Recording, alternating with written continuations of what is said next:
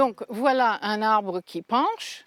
Je pense que peut-être la raison qui penche est la présence d'un cours d'eau et d'une faille à son pied. Donc je vais vérifier ceci. Je vais venir par ici et marcher vers lui pour savoir où sont les bords de cours d'eau. Alors voilà le premier bord du cours d'eau. Et voilà le second bord du cours d'eau. Donc cet arbre, il penche dans cette direction-là pour échapper aux ions positifs qui sont générés par les bords de ce cours d'eau. Il y a aussi un faille qui accompagne ce cours d'eau et lui, il se trouve à cet endroit-ci. Et il est à peu près large comme ça. Diane Sommelette est géobiologue. Elle enseigne ses connaissances et diagnostique les risques liés aux problèmes géopathogènes, comme les failles et les cours d'eau souterrains. Si les arbres poussent penchés pour éviter certaines zones, les humains doivent aménager leur habitat en fonction de la géobiologie pour rester en bonne santé de ce point de vue-là. Les failles génèrent des rayonnements gamma pathogènes et les cours d'eau, par frottement sur les parois, libèrent des ions positifs mauvais pour la santé. La détection se fait avec des baguettes comme celle des sourciers. Le test de kinésiologie pour vérifier la perte d'énergie d'un individu indique qu'on est bien sur un point pathogène. N'est-ce pas? N'est-ce pas? Mais le corps dit non, je ne peux pas.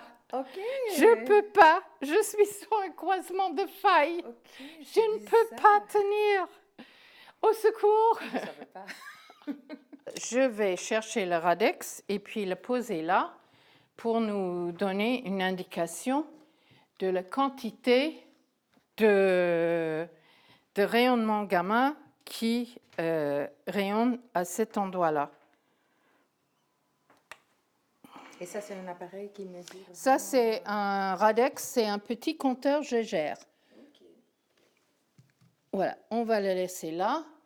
Et il prend quelques minutes pour faire son cycle. Et puis, on saura quelle est la lecture des rayonnements gamma à cet endroit-là. Okay. J'ai eu vraiment des cas très, très graves à 0,22 millisievert. Okay. Alors, ceux-ci sont des taux qui sont largement inférieurs à les taux qui sont reconnus officiellement. Mais qu'est-ce qu'on peut dire quand les gens sont malades? Il faut peut-être réviser les taux officiels. Elisabeth, je crois que tu as compris que la première solution les problèmes de failles et de cours d'eau, oui, c'est de bouger le lit, oui, si c'est nécessaire. Oui. Mais il y a une autre solution qui peut aider à neutraliser les rayonnements des ions positifs de l'eau. Oui. Et ça, ce sont les lampes à sel. Alors, les lampes à sel, quand ils sont allumés, ils génèrent des ions négatifs. Okay. Donc, ces ions négatifs, ils se répandent partout. Et comme ça, les ions positifs des cours d'eau se joignent à eux et ne gênent pas les personnes parce que cette lampe-là, il a un rayonnement qui va faire, pour ainsi dire, toute la largeur de cette pièce. Ok, ça va.